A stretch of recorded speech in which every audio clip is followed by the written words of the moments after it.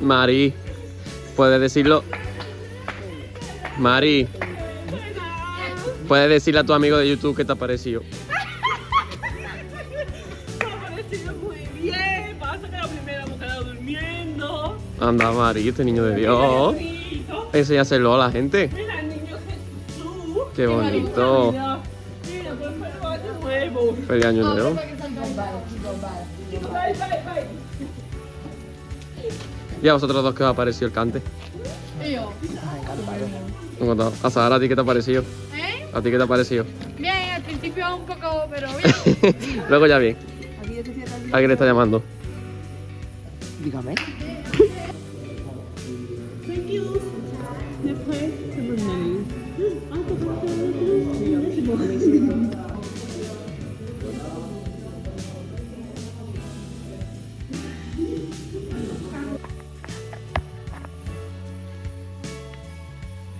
Hola chicos, el vídeo ha empezado ahí del tirón y yo no os he dicho nada, pero bueno, no pasa nada porque habéis visto ya lo que ha pasado.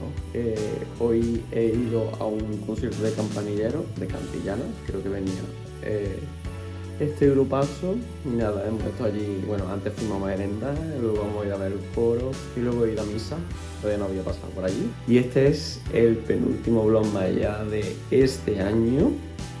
Y solo he pasado por aquí pues para cerrar este vídeo porque ya mañana llega el último que estoy ahí preparándolo. No sé cómo darle forma a este último vlog más, pero bueno, mañana veréis el resultado de lo que sea.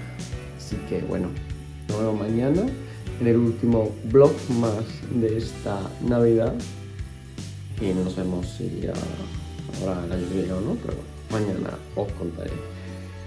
Suscribid al canal si no estáis suscritos, dale like al vídeo por favor y nos vemos mañana en el último vlog más de esta Navidad.